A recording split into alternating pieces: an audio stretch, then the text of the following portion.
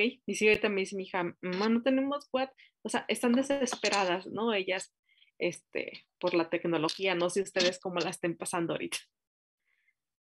De hecho, creo que también se cayó Telmex y Telcel. Eh, Fíjate que quise hacer un pago, bueno, no un pago, me cortaron el celular porque no pagué. Este, y apenas hoy, quise hacer una llamada muy temprano y no pude. Dije, ahorita pago, ¿no? Y estoy intentando entrar a la página de mi Telcel y no me arroja los datos de la tarjeta. Pero aparte, tampoco me pude meter a la plataforma del banco para sacar normalmente uso tarjetas virtuales, ya saben, con esta cuestión de las tarjetas virtuales, quise pagar con CODI, iba a ser mi primera vez pagando con CODI, y tampoco me quiso dar el código QR, la página de Telcel. Entonces, ni Telcel, ni Bancomer, nada. O sea, ahorita nada más tengo el celular, nada más por la cuestión del internet, ¿no? Pero de ahí en fuera, pues la verdad es que no he podido hacer ningún movimiento en cuestión de banco tampoco. Y pues de Telcel menos, pues ahí está mi celular, sin línea, ¿no? Entonces, la verdad no sé qué está pasando, no sé si ustedes tengan información, porque yo no tengo. Yo no sabía bueno, ahorita voy a checar mi banca móvil a ver si es cierto que no está funcionando porque me preocupa más que no poder pagar que el Facebook. Sí, la verdad es que sí está complicado. La banca móvil como tal, bueno, Bancomer, yo hice un retiro, ya saben, que tengo por ahí un escondido, así un escondido que no ve mi marido. Entonces sí retiré de estos guardaditos que hace uno, sí pude retirarlo, pero no pude pagar, no me generó, no pude entrar a la aplicación del wallet, ni generar una tarjeta bancaria virtual. ¿El token? Ajá, Ah, entonces no sé por qué. Entonces, y Telcel no me dio. Telcel no me deja, no me da el código QR para poder pagar con CODI. Entonces, no sé qué está pasando. ¿Cómo que horas fue eso, maestro? Porque yo hice un depósito en la mañana y sí pude transferirlo bien. Yo lo quise hacer, a ver, déjame checar bien, como a las 12 más o menos. Ya la verdad ni le intenté. Ya me puse a hacer otras cosas y ya no le intenté, la verdad. Ahorita ya no le he intentado. No sé, la vez pasada también hace como 15 días, ya ven que también, no que, bueno, va a ser el mes, se cayó también Bancomer. La banca de Bancomer se cayó y no podíamos hacer transferencias ni nada. La verdad es que sí se acostumbra uno tanto no ir al banco que cuando te las quitan, híjole, sí se te complica, ¿no? Se te complica bastante. Entonces, en esta parte del WhatsApp, pues no sé la verdad qué está pasando, qué pasa con las aplicaciones que están. Mándame, Lisa. Sí, ya tiene horas, no sé bien, como yo estaba dando clase como eso de las 10, sí me dice mi hija, mándame un mensaje, le digo, pues deja que salga de clase, ¿no? Me dice, no, mándame lo que sea, y ya no le mandé así rápido, y pues ya vi que no se fue, ¿no? Entonces le dije, ¿sabes qué? Le dije, no, no eres tú, o sea, es esto, ¿no? Ella pensó que era su celular, ya casi lo aventaba, y bueno, ¿no? Ya saben la historia de los adolescentes ahora. Y digo, no, no eres tú, le dije, el problema es el WhatsApp, y no ha regresado, ¿eh? No sé hasta que, me platicó una amiga que es ingeniera en software, ujú, no, en sistemas, que dijo que siempre que se cae alguna de estas aplicaciones grandes, en sus oficinas siempre hay alguien que va a ser despedido y otras 50 personas súper atareadas porque con una hora que tengan ya pierden mucho dinero tan sí, solo por... Entonces ya que vayan más de 2 horas ahorita, casi 3, ya es algo como preocupante.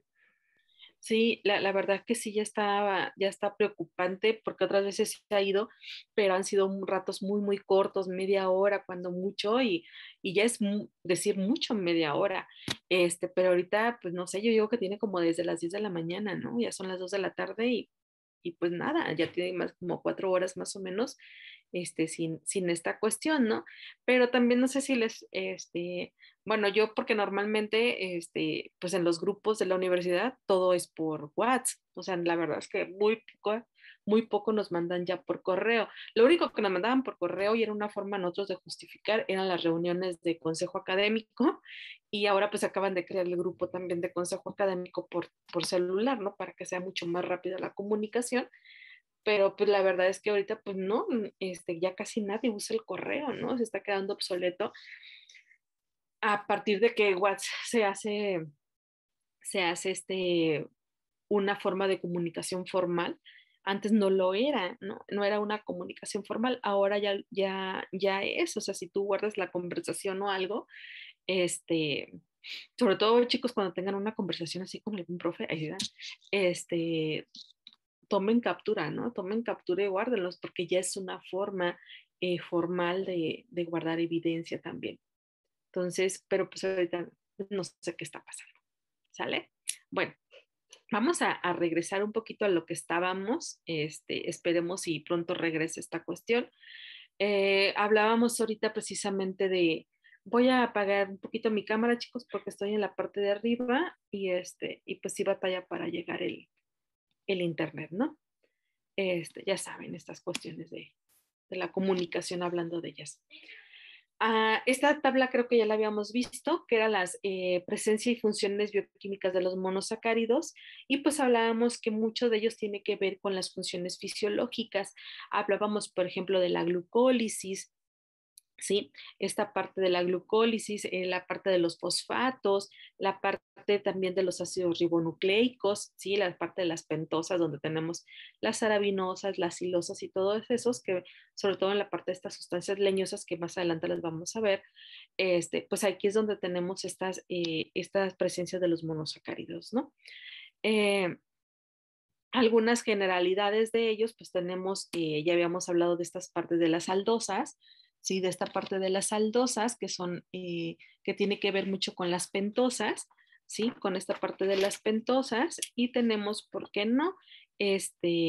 Una pequeña clasificación, ¿no? Que se nos hace aquí dependiendo del número de carbonos, ¿sí? En la forma de aldosas, ¿sí? Aldosas y acetosas. Estas son las aldosas, ¿sí? Y vean las que tenemos aquí, pues algunas de las más conocidas, como la ribosa, la arabinosa, la silosa, que muchas de estas pentosas pues tienen que ver con esta cuestión de las gelatinas, que tienen que ver un poquito con estas agares, con esta forma de gelatina que nosotros podemos tener en forma de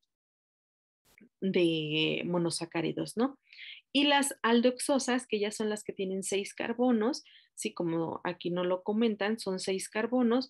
Entre las más conocidas, pues tenemos la glucosa, la manosa y la galactosa. ¿Sí? Esta tablita creo que también la habíamos visto. Les voy a pasar la presentación, chicos, también, para que no estén ahorita queriendo anotar, ¿no?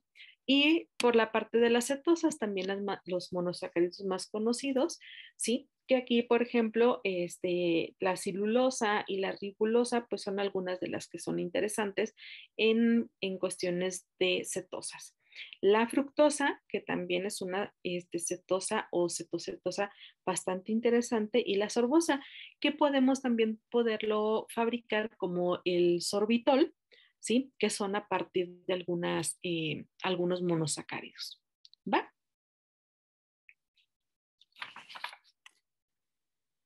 Muy bien. Entonces, ¿qué más tenemos en la parte de los monosacáridos o en la parte de los carbohidratos?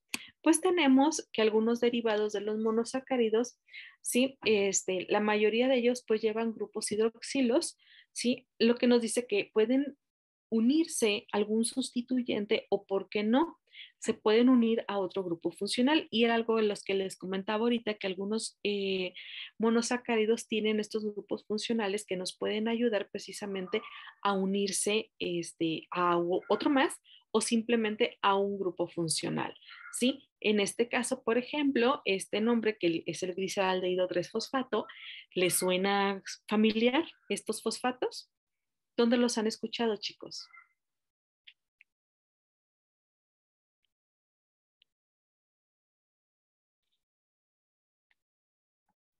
En- ¿Está en el ADN? ¿En la parte del ADN o en la parte de la fabricación del ATP, de la glucólisis?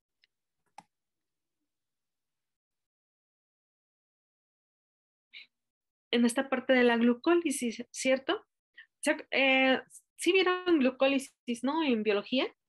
Sí, sí, sí, perdón, es que se me fue el avión bien feo. No, no te preocupes, Isaac.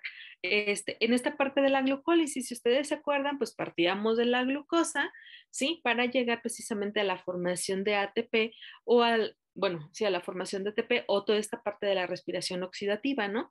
Entonces, todo este tipo de ésteres de fosfatos unidos aquí a este OH que pudiéramos tener, pues ahora tenemos este fosfato unido, ¿sí? Este glicerol unido precisamente a este grupo fosfato, ¿sí? O esta glucosa, ¿sí? Pegada a este fosfato, ¿por qué no? A este OH otra vez que teníamos aquí, pues ahora lo tenemos pegado un fosfato. ¿Sí? Y todos estos derivados de los monosacáridos, pues son importantes desde el punto de vista bioquímico, ¿no? Que es algo que nos comenta, al igual, pues la glucosa 6-fosfato. Y aquí precisamente, pues nos habla mucho de cómo podemos nosotros encontrarlos. Nos habla, por ejemplo, de una energía de Gibbs, nos habla esta energía que está descargada precisamente para las cuestiones energéticas que nosotros ocupamos en las células, ¿no? Nos habla de los pK, de esta parte del pH, de la parte de cuestiones ácidas o cuestiones básicas de este tipo de derivados, ¿no? Otro derivado, ¿por qué no? Pues tenemos el último, que es el fructosa, ¿sí? También involucrado, ¿por qué no? En la glucólisis. Y aquí tenemos esta cuestión de la fructosa. Ojo, acuérdense que en esta parte de la fructosa, pues tenemos aquí, esta es una pentosa, ¿sí? Ya esta es una pentosa, ¿sí? Pero que tiene pegado este grupo fosfato, ¿sí? Entonces, estos son algunos monosacáridos interesantes en la parte de la cuestión bioquímica. Otras más, pues son esta cuestión de los ácidos y lactonas, ¿sí? Donde nos habla precisamente ya de una oxidación o de la reducción de algunos monosacáridos. Acuérdense que seguimos hablando de monosacáridos o de esta parte de los carbohidratos, ¿no? Entonces, en esta parte de los ácidos y las lactonas, pues tenemos, ¿por qué no? Las aldosas, ¿sí? Estos monosacáridos llamados aldosas, donde nos dice que esta oxidación se produce, ¿sí? Según el agente oxidante. ¿Con qué lo vamos a oxidar o cómo podemos nosotros ver la presencia de un azúcar en algún alimento? Entonces nos dice que la oxidación de los monosacáridos normalmente se daba por la oxidación de los óxidos de cobre, ¿sí? Nos dice que esta oxidación de una aldosa en cuestiones alcalinas, ¿sí? Nos dice que presenta estos ácidos aldónicos. Esto, chicos, esta oxidación se hace a partir de una solución de Fehling. Esta solución de Fehling están hechas precisamente de óxidos de cobre. Entonces, cuando ellos reaccionan, pues simplemente vean, tenemos aquí una glucopiranosa, ¿sí? Que pudiera ser, ¿por qué no? Hasta la glucosa misma. Si nosotros la ponemos en contacto con esta solución de Fehling, ¿sí? Nosotros podemos tener, bueno, primero, vamos a tener un precipitado rojo, ¿sí? Aquí lo tenemos, bueno, aquí pasa de 2 más a 0, a 0. Bueno, sí, a óxido, ¿sí? Entonces, cuando nosotros pasamos de este 2 más, nosotros estamos pasando a un precipitado de cobre o óxidos de cobre, ¿sí? Y normalmente se presenta de forma roja. ¿Sí? Nos dice que es una prueba rápida y clásica de la detección de un azúcar, ¿sí? Entonces, lo que hace él, sí aparece, vean aquí cómo rompe este carbono, ¿sí? Formando, ¿por qué no? Empieza a oxidar estos grupos hidroxilos, ¿sí? Y hace aquí la oxidación de ellos y nos forma lo que es el ácido glucónico a partir precisamente de la formación de los óxidos de cobre, ¿sí? Estas pruebas, chicos, y forma 3 moléculas de agua todavía, ¿no? Esta prueba era muy utilizada bueno, hace mucho tiempo, en la antigüedad, sobre todo para la detección de los azúcares y se hacía la detección del exceso. Esto se hacía en la orina, chicos. Si nosotros podíamos tener, si nosotros pensábamos que alguna persona tenía azúcar, nosotros podíamos hacerlo en la orina directamente. Poníamos esta solución de Fehling, ¿sí? O en esta cuestión cobre, y si se hacía la presentación o se formaban estos óxidos de cobre, este precipitado, entonces se decía que la persona tenía diabetes, ¿sí? Ahora pues ya no es así como que agarramos el cobre y lo ponemos, sino que ahora pues hay soluciones ya hechas, como en este caso de Fehling, si ya nos la venden, de hecho hasta la venden ya preparada, y simplemente la ponemos en contacto. Si hay un precipitado y este precipitado es rojo, hay un exceso de azúcares en la orina, ¿no? Otra forma, por ejemplo, así rápida, es esta cuestión del yodo, ¿no? El yodo también nos ayuda a ver la presencia de algún almidón, por ejemplo. Más adelante vamos a empezar a hablar de los almidones también, que son la cuestión de los monosacáridos. Espérenme. Yo lo anoté. Sí. Y son algunas pruebas que pudiéramos hacer en el laboratorio. De hecho, estoy viendo cómo podemos hacer esta parte. Ya solicité la parte de entrar al laboratorio, a ver si nos dejan entrar. Y estoy buscando algunas prácticas caseras para empezar a hacerlo de manera casera, chicos, también, ¿no? Es muy, muy sencillo, pero también necesito buscar algo que ustedes pudieran tener en casa, que no fuera demasiado...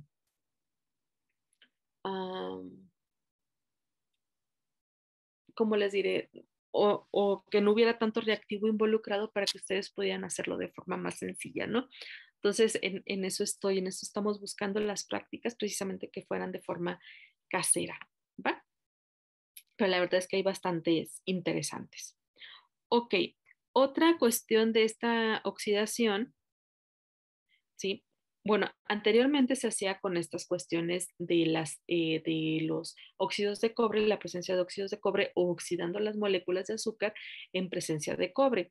Ahora, pues ya sabemos, por ejemplo, que pueden ser la oxidación catalizada por enzimas, ¿sí? Dando lugar a esta parte de las lactonas, ¿sí? Y ácidos urónicos. Entonces, ¿qué tenemos ahora? Bueno, pues ahora tenemos esta cuestión que si nosotros tenemos una glucosooxidasa, ¿sí? Como enzima, pues ya podemos tener esta presencia de oxidar los azúcares presentes en la orina, entonces pues es mucho más rápido, ¿no?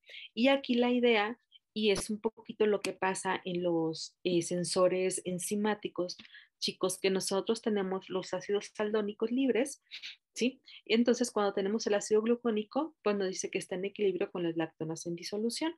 Sin embargo, cuando tenemos la presente de alguna enzima, pues hace la formación apareciendo las gluconolactonas, que esto es lo que nosotros tenemos que ver después, cómo volvemos o cómo hacemos esta detección. ¿Por qué? Porque, bueno, cuando yo utilizo la glucooxidasa, por ejemplo, alguna enzima, pues me va a dar la presencia de este ácido, ¿sí? Me da esta presencia. Perfecto, pero acuérdense que todo está en cuestión de, por ejemplo, en el Fehling que hablábamos ahorita de esta parte de oxidación por soluciones, pues nosotros teníamos la presencia de esta formación de precipitado. Cuando nosotros hablamos de métodos enzimáticos, cuando nosotros hablamos de sensores, no tenemos algo visual. Si me explico en esta parte, no lo podemos ver visualmente porque todo es en solución. Entonces tenemos esta formación de las lactonas, pero en solución. Entonces yo necesito, ojo, necesito dos enzimas en un sensor, ¿sí? No sé si están llevando nanosensado o algo de sensado ahorita. No, se me hace que lo ven en el próximo semestre. Entonces, algo que ustedes van a ver en el próximo semestre es cuando ustedes tienen una enzima, ocupan una enzima aquí. Esta enzima, ¿sí? Esta enzima va a ser una glucosa oxidasa, ¿sí? Precisamente para formar las lactonas. Pero para formar las lactonas van a ocupar otra enzima. ¿Por qué, chicos? Porque esta enzima ya me dio las lactonas, pero entonces ahora las lactonas yo ocupo otra enzima que funcione con la lactona, ¿sí? Y esta lactona, cuando hagamos otra vez una oxidación, ya no va a producir OHs, sino que ahora va a producir electrones, chicos, ¿sí? Va a producir electrones. Y estos electrones son los que yo necesito detectar en un sensor, ¿sí?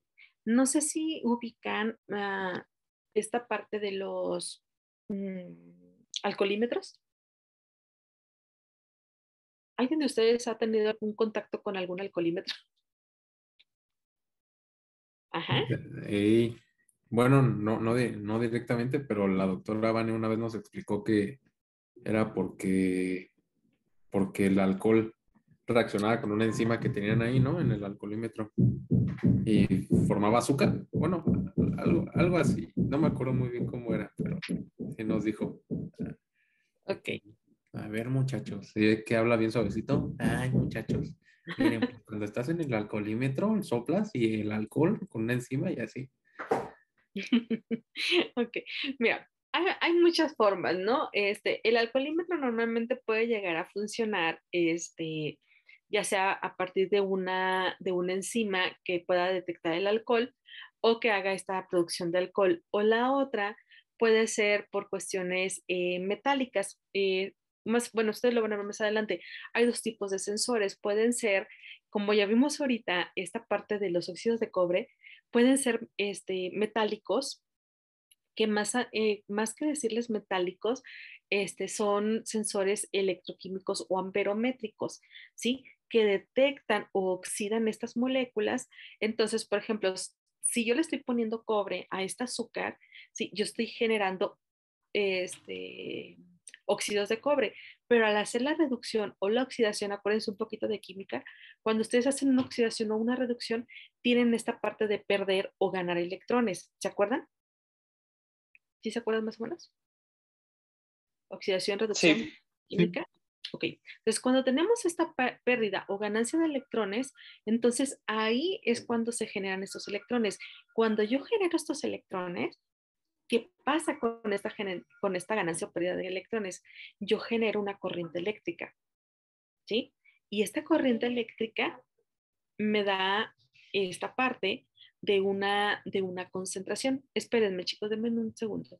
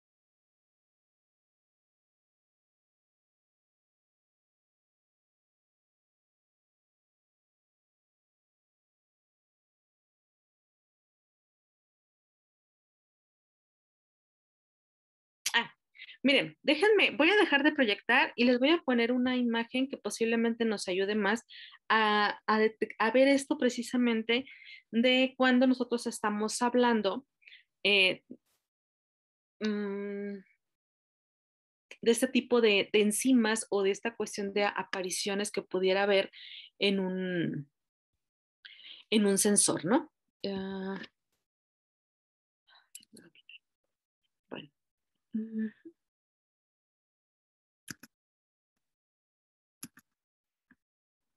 me cerró el otro.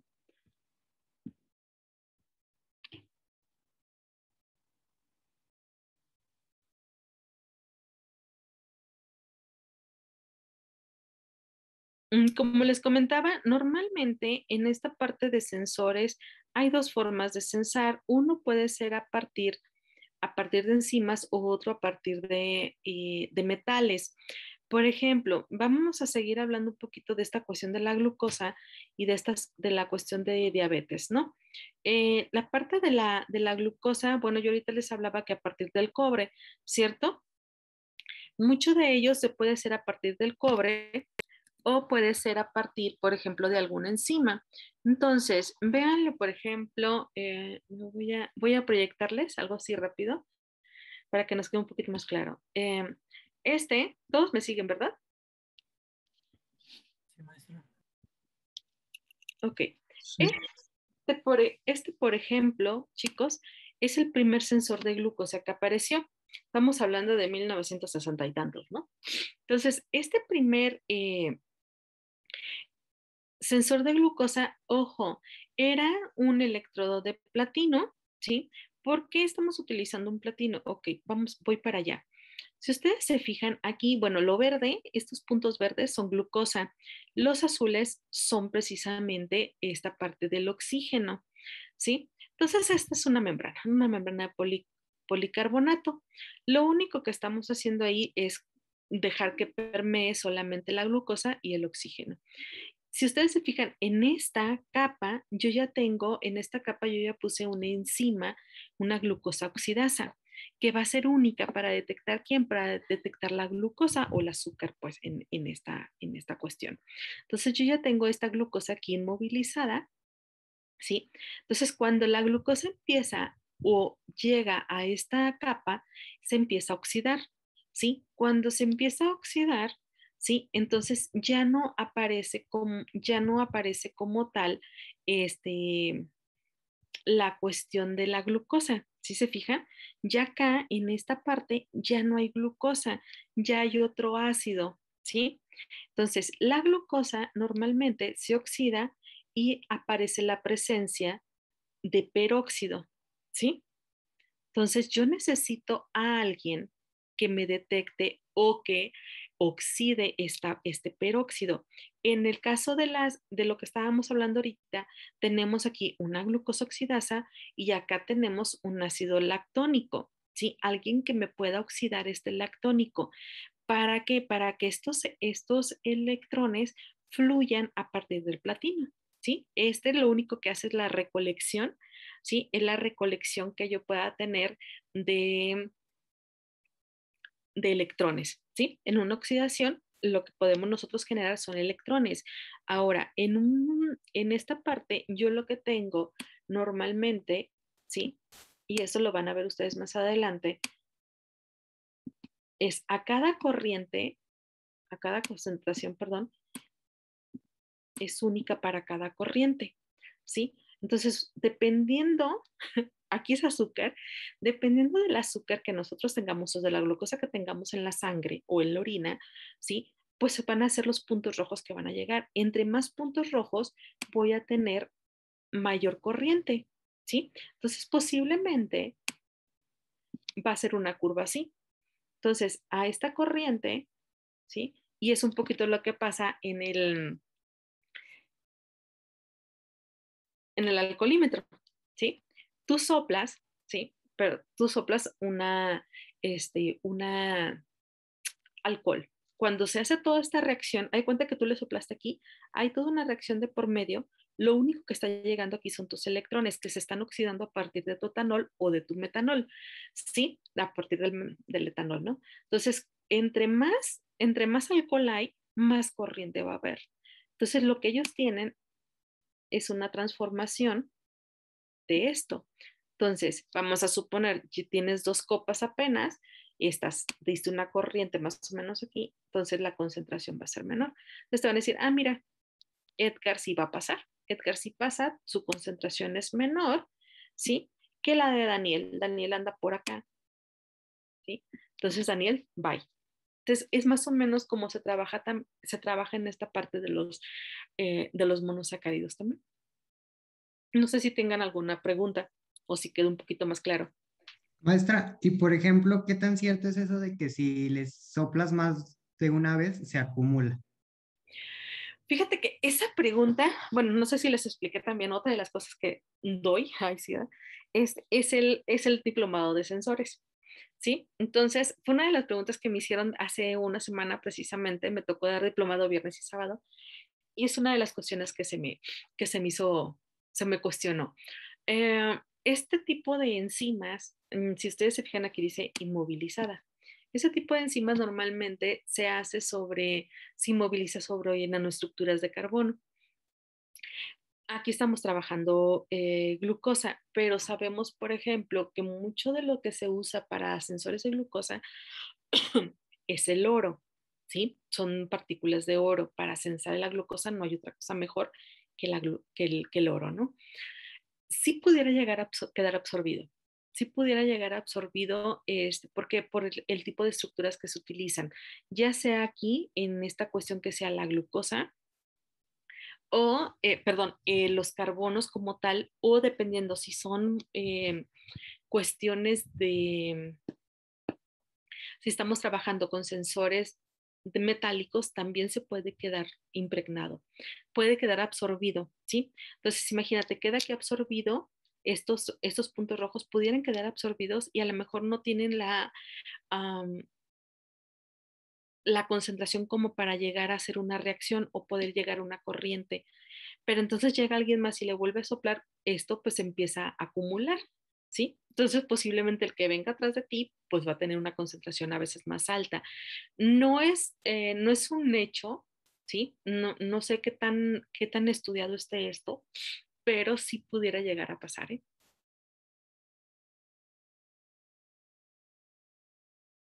Ujú,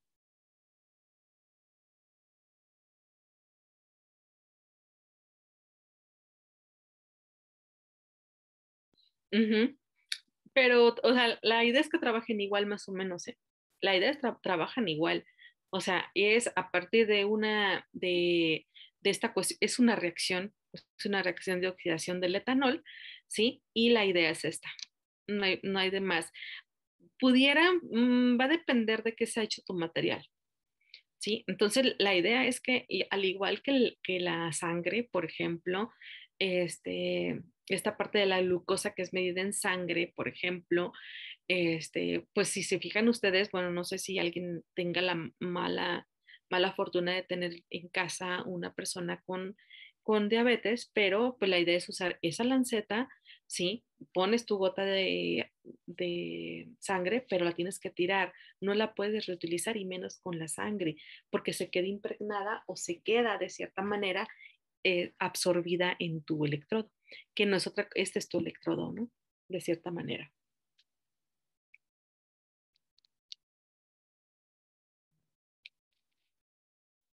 Otro, por ejemplo, Maestra, sí, y por ejemplo, esos mismos de diabetes, yo tengo una tía que se puso como un botón, o sea, más bien como un parche, ajá, y decían, y ya no tenía que usar lancetas, nada más acercaba como su teléfono a ese botón y ya o sea, era como un botón, pero tenía una aguja y se mantenía ahí, es- ajá, midiendo constantemente. O sea, eso es el mismo principio. sí, es el mismo principio. Debe de haber algo, en este caso debe de haber o ya sea una enzima o sean electrodos, ¿sí? Normalmente es la enzima glucosa oxidasa que está ahí presente para ver la concentración de glucosa que hay en la sangre o en el torrente sanguíneo o puede ser en la orina.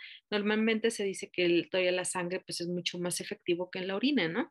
Porque en la orina puede haber muchas cosas, hay más intermediarios que en la sangre normalmente, ¿no? Pero es el mismo principio, es la muestra y hacer una reacción de oxidación. ¿Cómo la puedes llegar a tener? Bueno, la puedes llegar a hacer a través de enzimática o puede ser amperométrica, ¿no? Pero que las dos es lo mismo, porque pues una enzima no puedes medir. Hay cuenta que si ustedes hacen, no sé, imagínense, tienen un frasco de sangre, le ponen una glucosa oxidase, pero todo queda en solución. No sabes cuánto en concentración fue en realidad. Entonces, para todo necesitas esta parte que les estoy mostrando aquí, ¿sí? tienes tu muestra, tienes tu analito, ¿sí? Tienes tu componente biológico, puede ser células, puede ser DNA, puede ser enzimas, puede ser anticuerpos, ¿sí? Pero haz de cuenta que cuando entra aquí en contacto y hace una oxidación, por así decirlo, en este caso si hablamos de la enzima, hace esta reacción, debe de haber esta parte de un bioreceptor y debe de haber esta parte de un transductor, que normalmente, chicos, aquí es donde están involucrados muchos de ustedes y esta cuestión de la electrónica que llevan ahorita, ¿sí? Están aquí ustedes.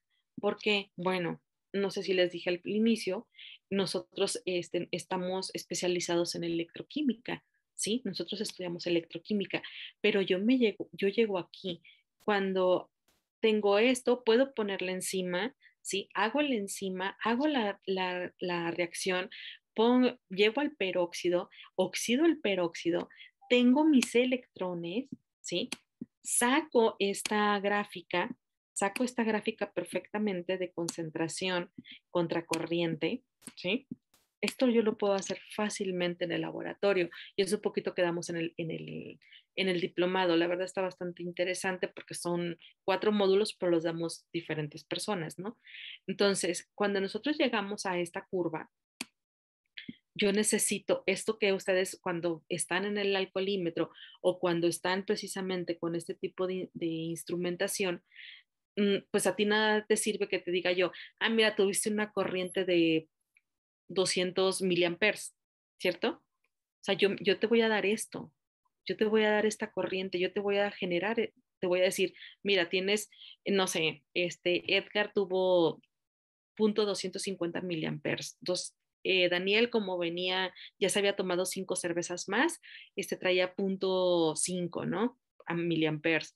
Esmeralda llegó a 1000 amperes. O sea, ¿sí me explico? Yo llego a esto, chicos, pero yo no, me cuesta llegar a esto, ¿sí? Ya en el dispositivo real, ya no sabría yo decirte, ah, bueno, tengo que poner esto con esto, o tengo que hacer en el dispositivo te va a arrojar esta concentración. Yo te doy esto, pero no sé cómo ponerlo en el dispositivo ya, ¿sí? Entonces, el principio es más o menos el mismo, así funciona. Creo que por aquí, este, por ejemplo, que es el más utilizado ya ahorita, pues aquí está, ¿no? Vean, tenemos la glucosa, si me siguen, ¿verdad? Tengo la glucosa,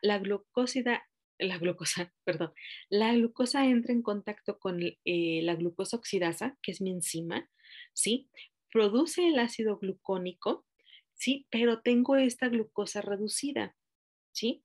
Entonces, esta glucosa oxidasa reducida, pues sí, de cierta manera yo la tengo que llevar a peróxido, ¿sí? Claro, tiene que estar en presencia de oxígenos. ¿Para qué? Para que se oxide y me dé los 2 electrones que yo estoy buscando, ¿sí? Estos 2 electrones se mandan directamente a corriente, ¿sí? Estos electrones se va directamente a la corriente. Entonces, si yo puedo tener la corriente, puedo tener una concentración viable. Este electrodo, ¿qué puede ser este electrodo? Híjole, pues este electrodo puede ser puede ser desde oro, puede ser desde platino, puede ser de carbonos, ¿por qué no? Sí, porque el chiste nada más que me oxide los electrones, ¿sí?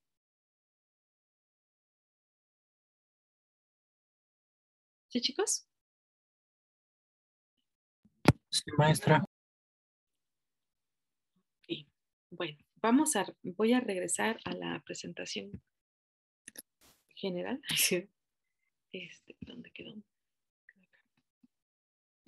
Entonces, esta parte de los carbohidratos, pues es bastante interesante porque puede ser a partir ya sea de cuestiones en solución, como es la del Felling, o puede ser a partir de los métodos enzimáticos, ¿sí?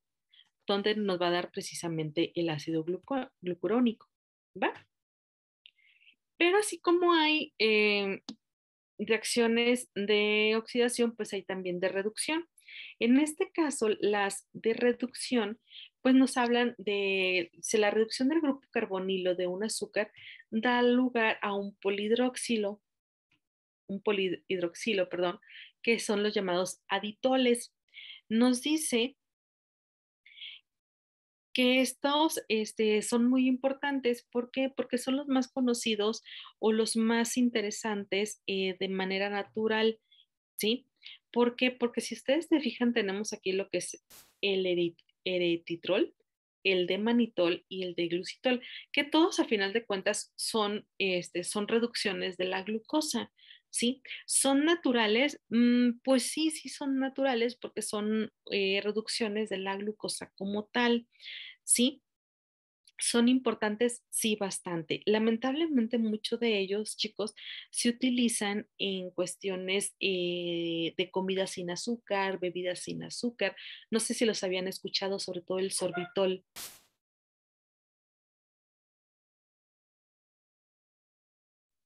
Sí, ahí en las etiquetas de algunos productos viene. Sí, ¿verdad? Vienen en algunos productos esta parte del sorbitol, que es el más conocido de los tres, pero que sí son extraídos directamente de la glucosa.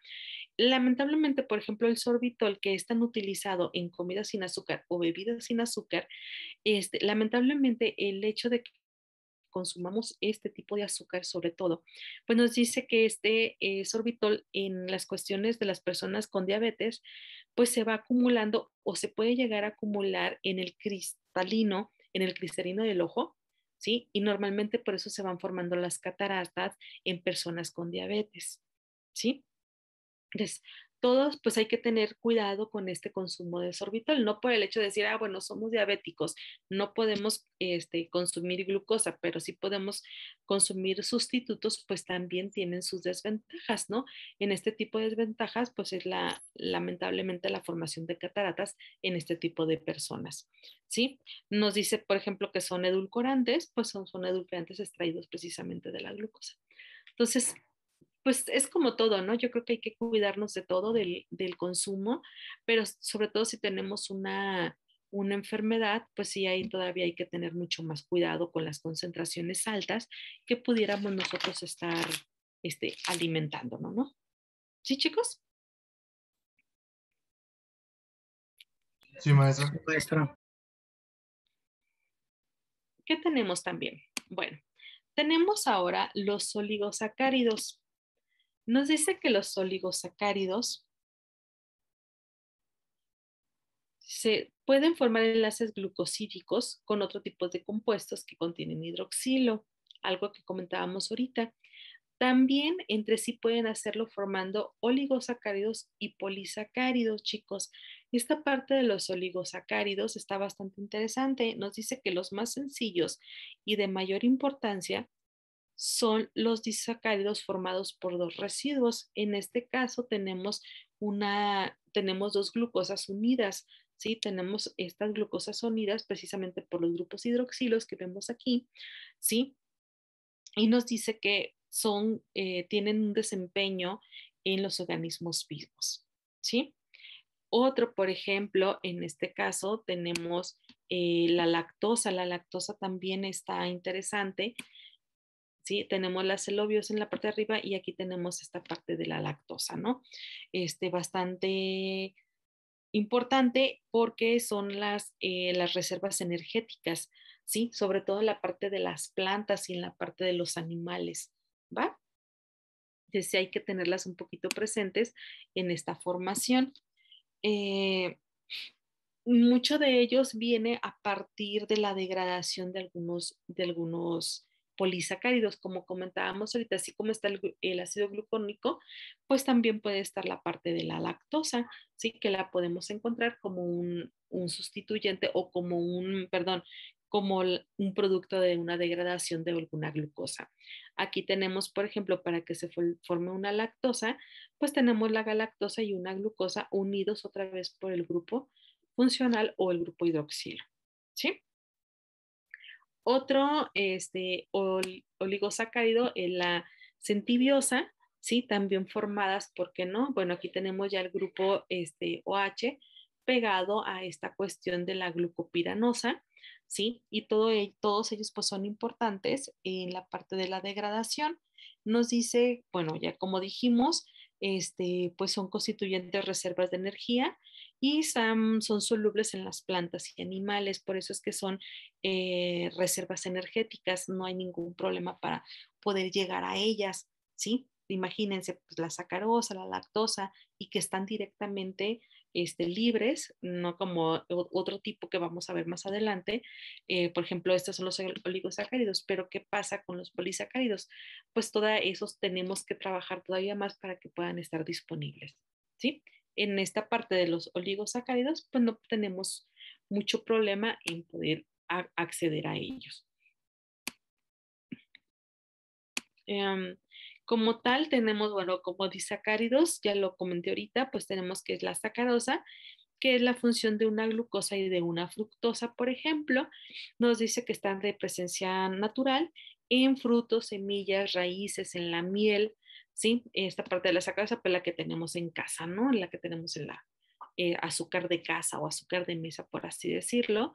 Nos dice también que la sacarosa es producto final de la fotosíntesis y se utiliza como fuente principal de energía en muchos organismos. Eso sí ya lo habíamos visto, ¿no?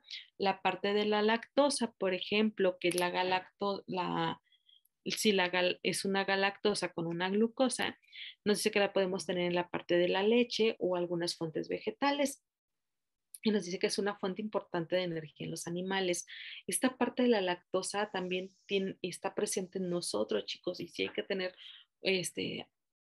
algunas cuestiones porque también nos puede llegar a dar energía. La verdad es que está bastante esta parte de la lactosa, también nos puede dar energía, ¿no?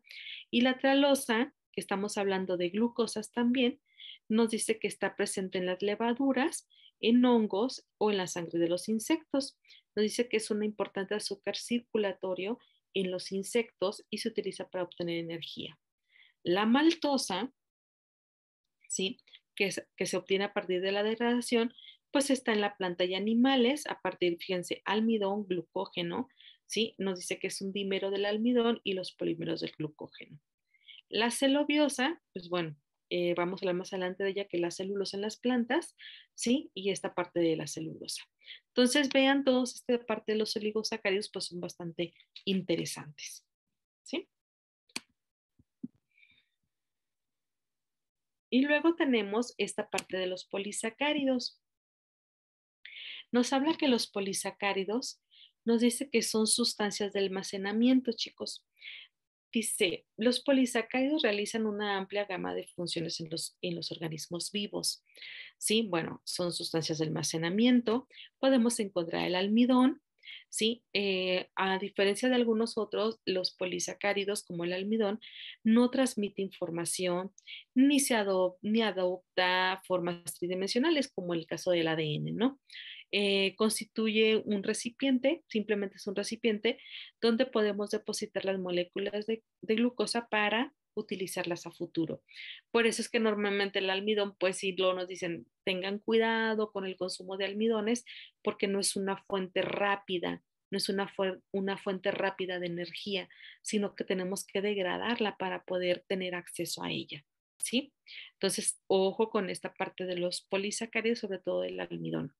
Entre ellos tenemos el almidón y el glucógeno, que nos dice que se emplean como azúcares de reserva energéticos en plantas y animales, pero que también nos está diciendo que son como recipientes, ¿no? Que están ahí, a menos que trabajemos mucho, podemos accesar a ellos, pero si no, pues que pueden quedar como almacenamiento y pues a veces no nos funciona del todo, ¿no?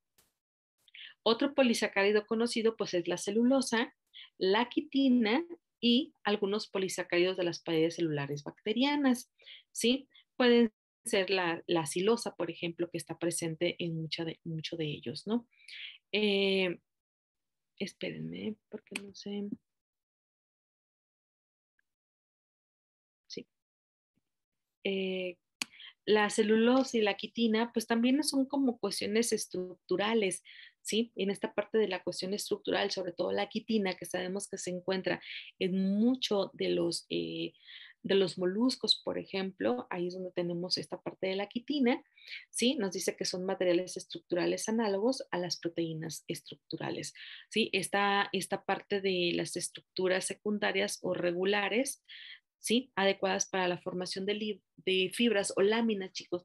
¿Qué significa? Bueno, la quitina es lo que tienen esta parte de, dice, proteínas estructurales o que son iguales a proteínas estructurales, como el colágeno, por ejemplo, que nosotros de cierta manera tenemos esta barrera, pues la quitina, ¿sí? O estas paredes celulares es la forma dura o la parte dura de algún animal, como en el caso del camarón, por ejemplo, ¿no? Este caparazón que llegaría a tener, pues está hecho o está formado de este tipo de polisacáridos, ¿sí?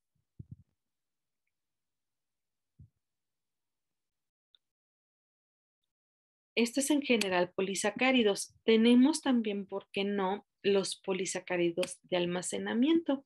En estos polisacáridos de almacenamiento, como su nombre nos lo comenta, pues son la parte de la amilosa y la amilopectina, ¿sí? Que juntos forman el almidón de las plantas y el glucógeno que se almacena en las células animales y microbianas. Nos dice, el almidón tanto como el glucógeno se almacenan en los gránulos dentro de las células. Los almidones, como la amilosa, la amilopectina y el glucógeno, son polisacáridos de almacenamiento. Algo que les comentaba yo ahorita sobre todo los almidones.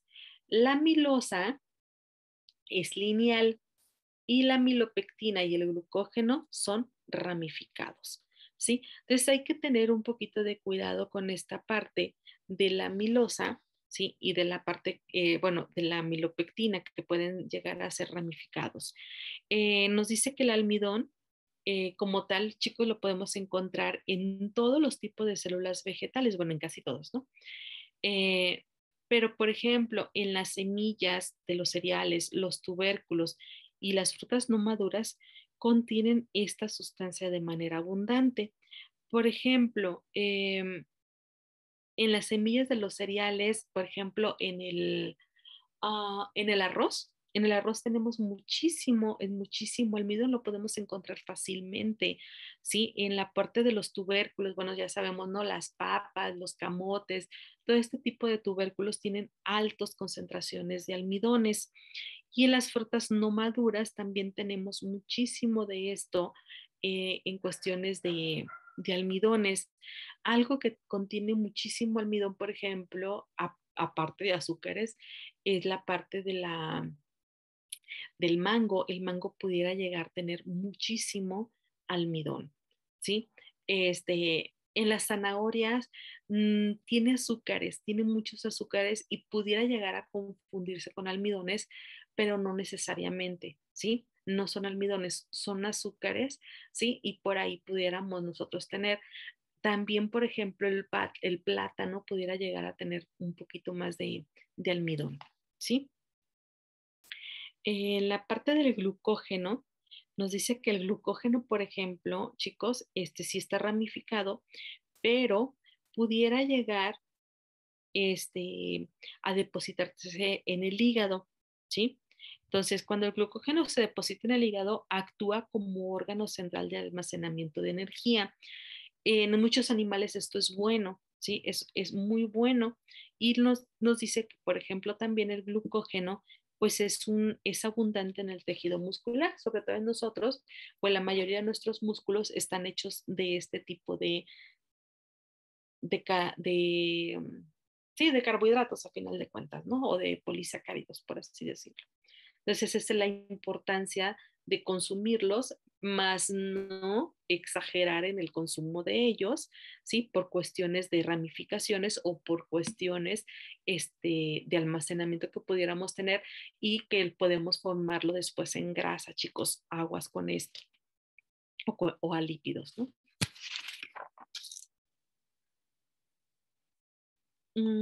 Otro más, esta parte de los polisacáridos, bueno, como polisacáridos estructurales tenemos, ¿por qué no? La celulosa y la quitina.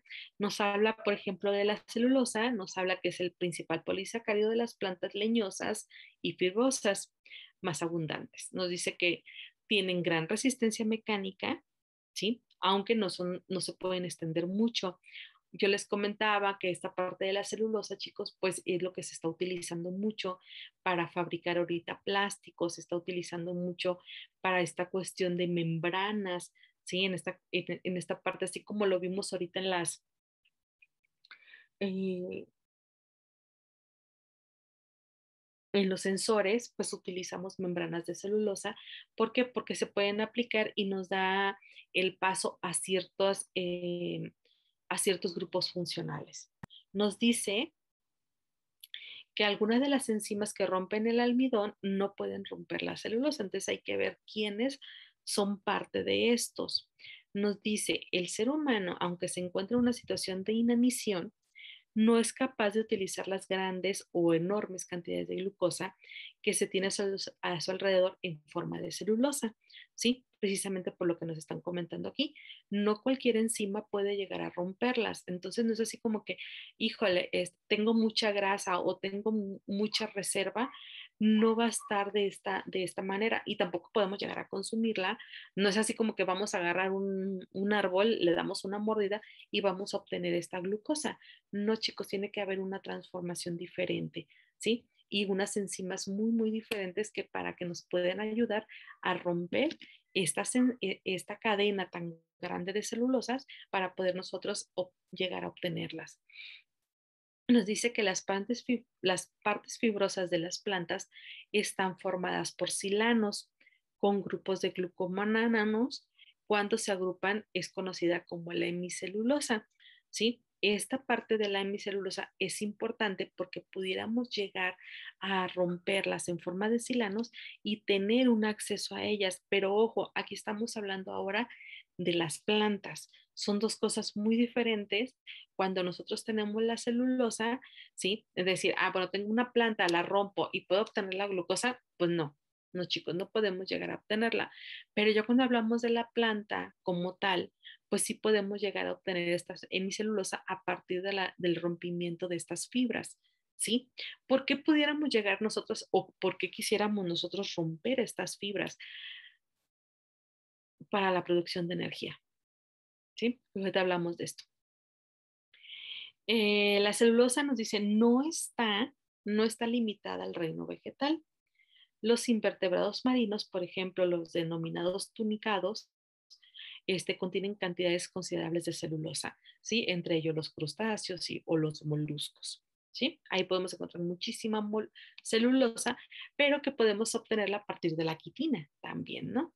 Entonces, algo que ustedes ya conocen y han visto muchísimo, pues es esta cuestión de las paredes celulares o la cuestión de las células vegetales, ¿sí? Donde que, bueno, tenemos esta cuestión de las plantas, sabemos que tenemos células vegetales, pero que también tenemos paredes celulares y que estas paredes celulares nosotros necesitamos romperlas de cierta manera para poder obtener que estas cuestiones de las fibrillas o de las microfibrillas, ¿sí? Para romper las cadenas de celulosa, ¿sí? Entonces, vean, a partir de la planta o de las hojas de las plantas, nosotros podemos obtener o irlas rompiendo a partir de la pared celular, nosotros tenemos que tener o dejar o poder obtener estas cadenas de celulosa o fibrillas de celulosa que vienen a partir de la pared celular.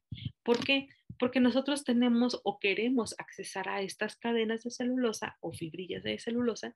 ¿Por qué? Porque de cierta manera ya está más disponible la celulosa. Entonces, cuando nosotros rompemos esta celulosa, podemos obtener glucosa, que es un poquito lo que pasa en cuestiones energéticas, ¿sí?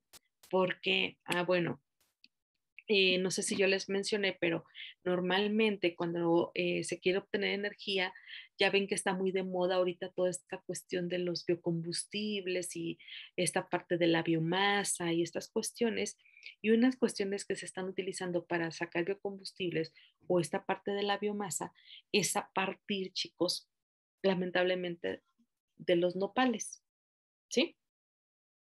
Esta parte del nopal está ahorita muy estudiada. ¿Por qué? Porque así como hay nopales para consumo humano, hay nopales que no son para consumo humano. Estos nopales que podían llegar a ser hasta fibrosos, hasta llegar a ser, pues no, al tacto con la boca, pues puede llegar hasta romper, ¿no? Algunas cuestiones de la lengua precisamente por esta fibrosidad que llegan a tener. Entonces, estos nopales que no son de consumo humano, pues se le está dando otra aplicación, entre ellos, ¿sí? Romper estas cadenas para llegar a las silosas. Pues cuando tú llegas a las silosas, la idea es que esté más disponible esta glucosa. Entonces, cuando ya está disponible la glucosa, a partir de las cadenas, primero las cadenas de celulosa, después a las silosas y después llegar a la glucosa. Cuando ya está en la glucosa, pues empieza la fermentación, ¿cierto? Ya sabemos que hay una fermentación y cuando llega esta fermentación, chicos, pues nosotros empezamos a tener esta cuestión del etanol o del bioetanol o, ¿por qué no?, de la presencia del hidrógeno. Acuérdense que ahorita pues toda la cuestión energética va al etanol, al bioetanol y, ¿por qué no?, al hidrógeno, que se dice por ahí que es ¿cómo se llama? Se me fue el nombre. Pues es muy eficiente, ¿no? El hidrógeno.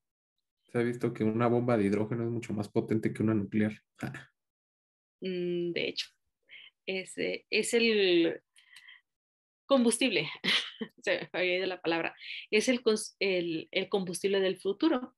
Entonces, por eso es que se está estudiando y por eso es que tiene mucha importancia ahorita este diagramita que ustedes ven aquí, como las cadenas de celulosa, la silosa, para poder romperlas, ¿sí?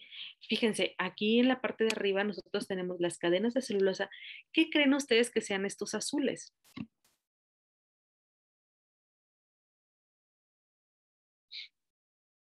Pues son las glucosas y la glucosa pues es el azúcar y de la glucosa en la fermentación, así como ustedes ya han conocido el tepache y todo esto, pues ahí es como empieza esta fermentación y la fermentación pues puede terminar en alcohol o puede terminar en hidrógeno, dependiendo de cuál sea la idea. Y si tú ya tienes el hidrógeno, pues ya tienes otra vez el combustible del futuro. ¿Sí? Entonces todo viene desde los carbohidratos, ¿va? No sé si tengan un comentario.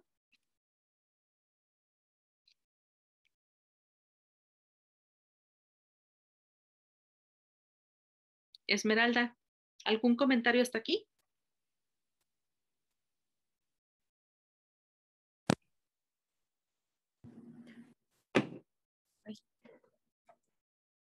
¿Sí me escuchó? Sí. Es que como que no sirven mis audífonos. No, maestra, todo bien. Ok. Yo, maestra, Sí. sí he estado poniendo atención, ¿verdad? Pero me quedé pensando en lo del alcoholímetro. Ajá. Lo más preferible sería tú pasar primero para evitar que haya concentración de alguien antes que tú. Sí, tiene que haber, o sea, yo lo comentaba ese día y con los chicos y lo veíamos, nosotros estábamos detectando serotonina, ¿sí? Nosotros estábamos detectando, en la práctica, estábamos detectando serotonina y veíamos que de cierta manera sí se quedaba algo impregnado, ¿no? En los materiales. Lo mismo pasa en un alcoholímetro. ¿Cuál sería la idea? Bueno, la idea aquí sería, o algo que pudiera pasar es, o una de dos, o eres el primero que pasa, o las autoridades tienen que poner algo, ¿sí? No sé, a lo mejor pasa uno que puedan poner una sustancia o a lo mejor un gas, ¿sí? Que puedan poner ellos un gas, a lo mejor, no sé, se me ocurre hasta un nitrógeno, chicos, desplazando estas moléculas que quedaron absorbidas en el material, ¿sí? Para que fuera un poquito más viable tu medición, ¿sí me explico? Y que al poner no sé, este nitrógeno, pues pueda desplazar lo que quedó absorbido. Es algo que yo buscaría, ¿no? O sea, todavía se pueden hacer muchas búsquedas, ¿no? O muchas mejoras en estos alcoholímetros. Oiga, maestra, ¿y usted qué ha escuchado de los líquidos iónicos? Los líquidos iónicos, Sí, es que... Ujú. No, adelante, adelante, perdón. No, no, mejor dime tú cuál es la idea, porque luego me voy de más. Es que el otro día, bueno, a mi novia le gusta mucho el tema energético y así, entonces para su tesis es extracción de celulosa a través de líquidos iónicos para la industria, para el tratamiento de los residuos. De que dice, no, es que luego queda mucha celulosa como residuo y mi tesis va de cómo extraerla de una manera más pura y menos contaminante. Pero me dijo, pero la bronca es que de líquidos iónicos casi no, hay muy poquita información porque es algo muy nuevo. Entonces ahorita, pues sea para ver, como qué sabe usted de los líquidos iónicos y así. De los líquidos iónicos. Mira, yo me acuerdo que cuando yo estaba estudiando, cuando yo estudiaba la maestría, bueno, no es cierto, el doctorado, uno de mis compañeros empezó a estudiar líquidos iónicos para hacer depósitos. No es fácil trabajar con ellos. Ya hay más estudios, te estoy hablando de hace aproximadamente, mm, bueno, yo tengo que salir del doctorado hace 10 años aproximadamente, y ya se trabajaba con líquidos iónicos. Ahí, pues, la cuestión es que hay miles de líquidos iónicos, pero no son como tan viables hablando ambientalmente, creo. No sé bien, Isaac, sí tendría ya que darse una vueltecita a esta cuestión energética. ¿Por qué? Porque los líquidos iónicos sí son buenos, son estables, pero no es tan viable en cuestión ambiental. ¿Sí me explico?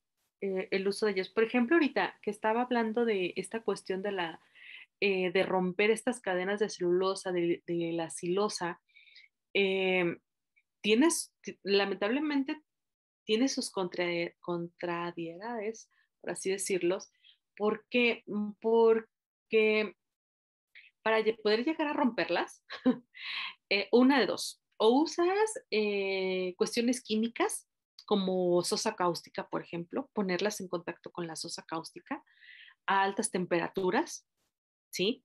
O a partir de ácidos, ¿sí? Para poder romper estas cadenas de celulosa, chicos, no es cualquier cosa. Hay que tenerlas en contacto, ya sea a alta temperatura, con sosa cáustica o, ¿por qué no?, con esta parte de ácido sulfúrico y poder llegar a romperlas, ¿sí? Si hablamos químicamente.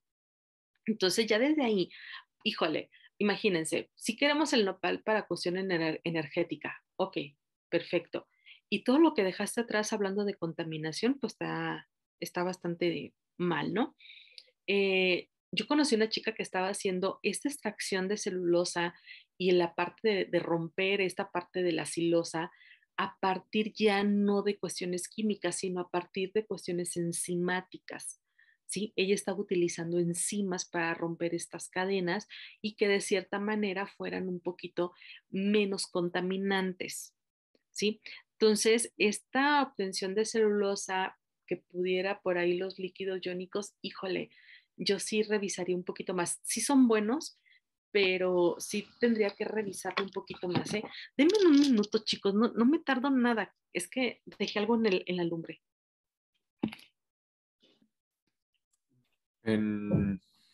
Que está extrayendo celulosa a través de enzimas. Ajá, entonces, para allá iba más o menos esta cuestión, Isaac, por esta parte de la cuestión ambiental. No sé, ahorita me quedé pensando, ¿ella está extrayendo la celulosa que ya está o la está extrayendo a partir de los líquidos iónicos? No, la extrae a partir, bueno, lo quiere extraer a partir de la que ya está. Pero, o sea, ya está en líquidos iónicos, o sea, ya nada más quiere hacer como algo más, ¿no? Sí, o sea, quiere Mejorar. pues como que de los residuos, o Ajá. sea, que haya mayor aprovechamiento. Sí, nada más, sí, híjole, sí son buenos los líquidos iónicos, pero sí es cierto, hay poco estudio, ¿eh? Y es el poco estudio que hay es precisamente, sí fueron un boom hace 10 años, muy poca gente sabía de los líquidos iónicos, se sabe poco de los líquidos iónicos, pero no sé qué tan viable sea, ¿eh? Sí, pues entró, o sea, entró como proyecto de investigación con un doctor ahí en química, pero pues todavía no han avanzado mucho. Sí, sí, sí, la verdad no sé mucho de líquido. Lo más cercano que estuve fue con este chico, ¿no? Y era su proyecto, ni siquiera era mío. No te sabría decir qué tan bueno, qué tan malo es o qué tan viable pueda ser. Pero imagino que está involucrado un poquito de electroquímica, ¿no? Sí, sí, ay, se me fue el nombre del doctor. Es un doc que está, ay, no sé si sea el de, en Campus Aeropuerto, pero ese doc, su investigación iba enfocada en nanocatalizadores, pero no me acuerdo el nombre del doctor que la asesoró el semestre pasado. Pero sí tiene algo que ver. ¿Tu novio es de enano o de dónde es? No es de química en materiales, ¿Quién será? No sé quién sea. pero sus asesores son de acá de ingeniería. De Ah, nano, de hecho. no sé quién trabaja con líquidos iónicos. No sé, necesitaría preguntar. O pregunta si luego me dices. Muy bien. Va. Ok, vamos a continuar. No sé si alguien tenga algún otro comentario. Si no, bueno, sigo. Yo quiero rápido, ¿eh? La quitina, por ejemplo. ¿Qué es la quitina? Nos habla, por ejemplo, que es un homopolímero, tiene una estructura básicamente similar a la celulosa, ¿por qué no? Excepto que el carbono, bueno, el hidroxilo del carbono 2 de cada residuo se ha reemplazado por un grupo aminoacetilado. Esta quitina es esta parte que ustedes no se están viendo ahorita, lo que es la biocompatibilidad de algunos materiales, ¿sí?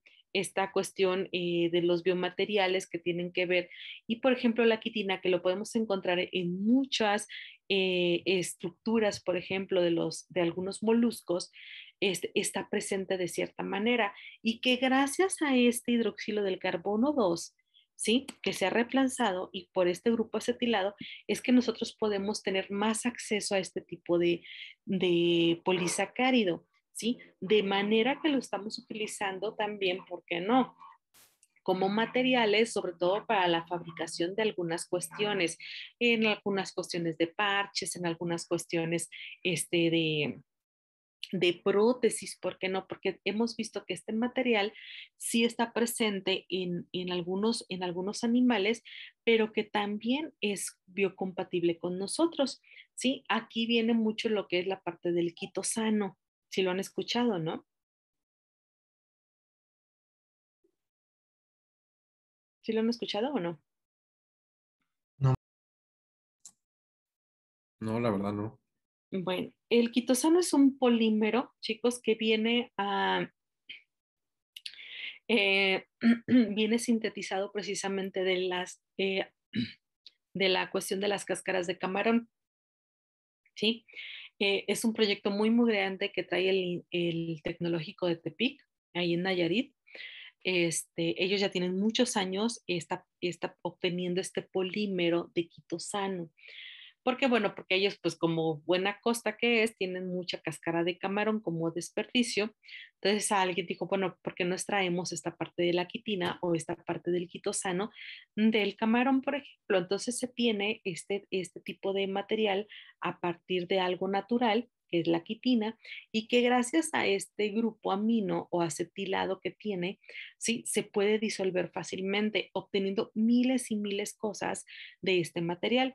Entre ellos, bueno, el doctor Elizalde trabaja con quitosano bastante en la fabricación, por ejemplo, ¿por qué no? De algunas membranas, de algunos parches, ¿sí? La idea es que en estos parches, imagínense, no sé, una película de este quitosano y ahí poner algunas moléculas farmacéuticas que pudieras tú ponerlo en un parche, por ejemplo, en estas partes de la gente que tiene problemas de diabetes, que luego les empiezan a hacer algunas infecciones, no sé si han visto que de repente tienen algunas infecciones y que estos parches pudieran llegar a tenerlo más directo con la piel y no tienen ningún problema porque son compatibles con nosotros mismos. ¿Sí? Entonces, esta quitina, este polisacárido es bastante estudiado en los últimos años a partir precisamente de esta compatibilidad que tiene con nosotros y que este grupo acetilado le da todavía más, esta multivariedad que pudiéramos nosotros obtenerlo de ello, porque lo podemos obtener en polvo, en líquido, en sólido, sin ningún problema, chicos. Entonces, la verdad está bastante interesante esta parte de la quitina. Nos dice que la quitina constituye una sustancia estructural importante del exoesqueleto de artrópodos y moluscos, hablando ya seriamente, ¿no?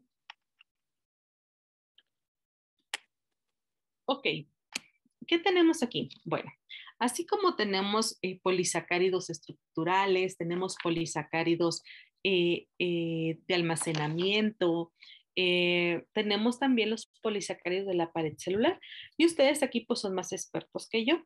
Entonces, una de las cuestiones de estas paredes de polisacáridos de las paredes celulares, perdón, hay dos diferentes, ¿no? Como sabemos, tenemos bacterias gram positivas y gram negativas. Sí las vieron, ¿verdad?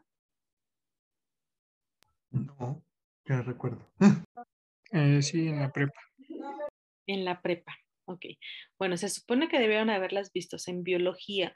Es que saben que yo también tuve un problemita en biología porque yo tampoco las vi. Ahorita recordando, yo tampoco vi bacterias gram positivas y gram negativas porque ¿cómo se dice?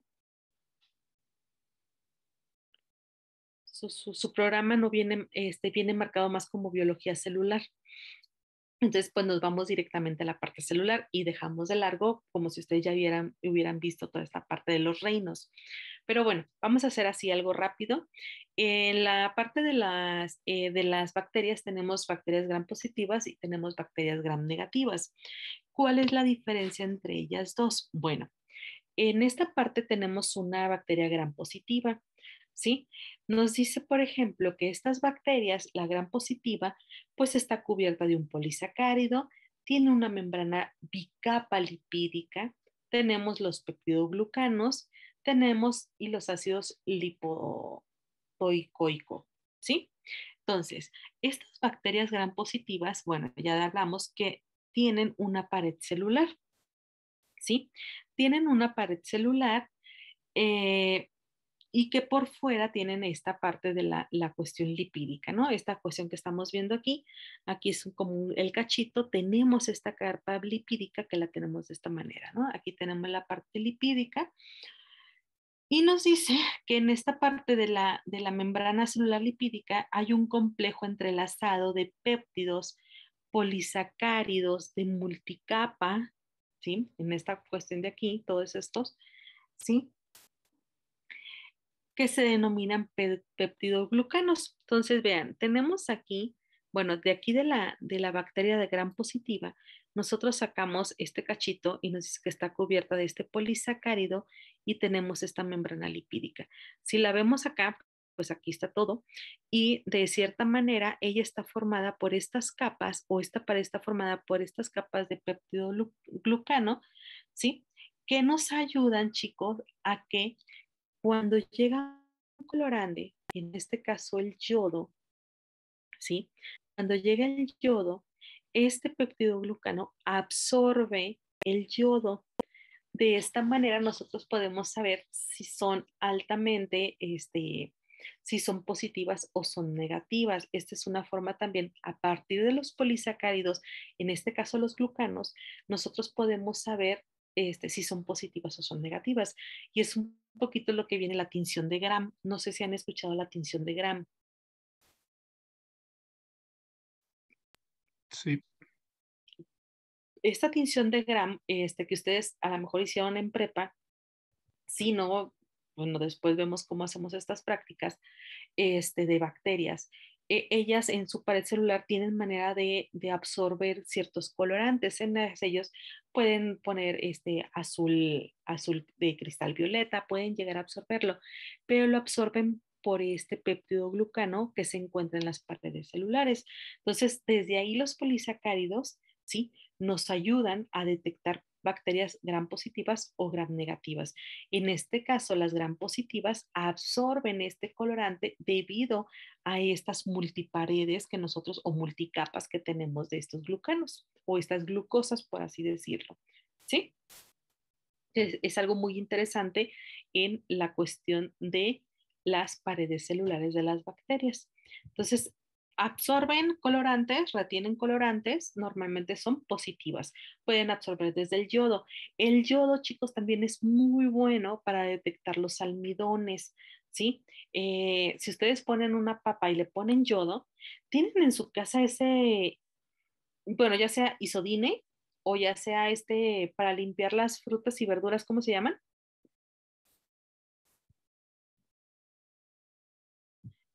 Exacto, eso, Melissa. Microdin. Si ustedes le ponen, por ejemplo, a una papa, a final de cuentas es yodo, ¿no? Pónganle, hagan una prueba así rápida, si lo tienen, si no, pues no. Pónganle, por ejemplo, a una papa, agarren una rodaja de papa y pónganle una gotita. Y luego pongan, no sé, ¿qué más se me ocurre? Algo que no tenga almidón. El tomate también tiene ¿Un almidón, tomate? Ah, no. pero también tiene menos, pero pudiera llegar a tener. Pónganle en un pedacito de zanahoria, pongan una y vean cuál absorbe mayor coloración. No sé si salga del todo porque no sé a qué concentración esté el yodo, sobre todo en la parte del de las frutas. A lo mejor un misodine pudiera ser más alta la concentración, pero si lo tienen, háganlo así como cosa perdida y ya el viernes me dicen, ¿les parece?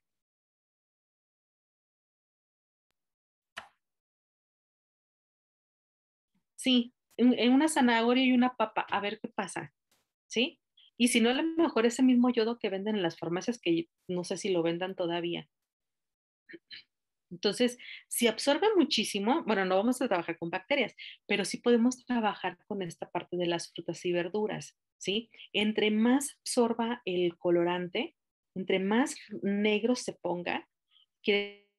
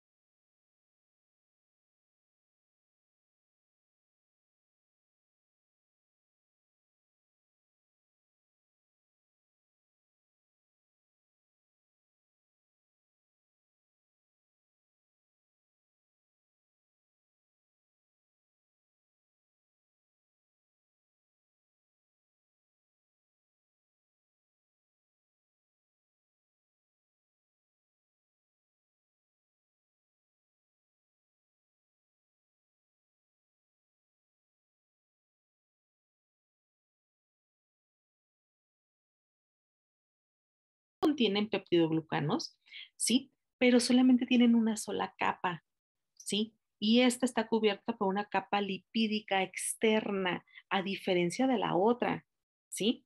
Entonces, vean, aquí tenemos vean, tenemos esta membrana lipídica, tenemos la formación de polipeptidoglucanos, pero tenemos otra más arriba, ¿sí? Entonces, esta, como está cubierta de una lipídica externa, ¿sí? Ya no nos deja, ¿sí? Ya no nos deja absorberlo, ¿sí? Elimina completamente el colorante. ¿Por qué? Porque pues es lipídica, no deja esta cuestión de mm, si es soluble o no, pues no deja que absorba el colorante. Entonces, de cierta manera, a partir de estos polisacáridos que nosotros tenemos en las paredes celulares de las bacterias, nosotros podemos decir cuál es gran positiva y cuál es gran negativa, que fueron tinciones que se hicieron durante mucho tiempo porque era lo único que nosotros teníamos en aquel entonces para ver, ¿no? Ahora pues ya se sabe, ya se tiene más conocimiento, este, mm, ya no, a veces ya una tinción, pues sí, pero ahora no nos bastamos con solamente una tinción si son negativas o positivas.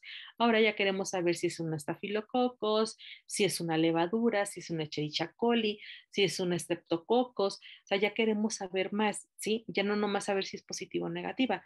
En aquel entonces, pues una tinción de Gram era lo guau, ¿no? Por así decirlo, ¿sí? Entonces, esa es la diferencia entre una lipídica, perdón, entre una gram positiva y una gram negativa.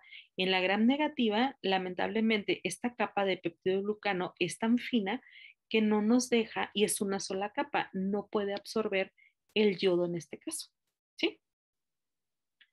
Ok. Bueno, eso es un poquito de lo mismo. No sé si tengan algún comentario hasta aquí, chicos, aparte de su tarea del viernes. Quiero que revisen también como tarea estas cuestiones, ¿sí? De todos modos, yo ya lo traigo en la presentación. Ya está aquí. Ay, no sé cuántas, aquí la tengo. Eso lo checamos el día viernes, pero sí quisiera que buscaran las reacciones con ácidos y altas temperaturas. Todavía se los resumí más y les puse la parte de caramelización y la reacción de Maillard. ¿Qué pasa con este tipo de,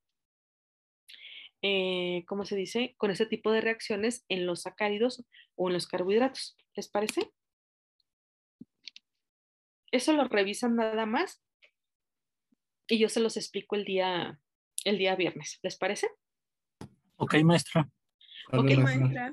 ojo, con lo que van a hacer en su casa con estas frutas y verduras, tomen fotos, por favor, y si quieren ya el día viernes las checamos. ¿Les parece? Ya me las muestran, ¿va? Que quede evidencia, pues. Sas. Sí, maestra. Muy bien, chicos. Bueno, pues los dejo por hoy. Chicos, nos vemos el día viernes. Muchas gracias por escucharme y que estén muy bien. Bonita semana. Hasta luego. Igualmente. Muchas Gracias, gracias. maestra. Buen Hasta día. luego. Maestra. Hasta luego.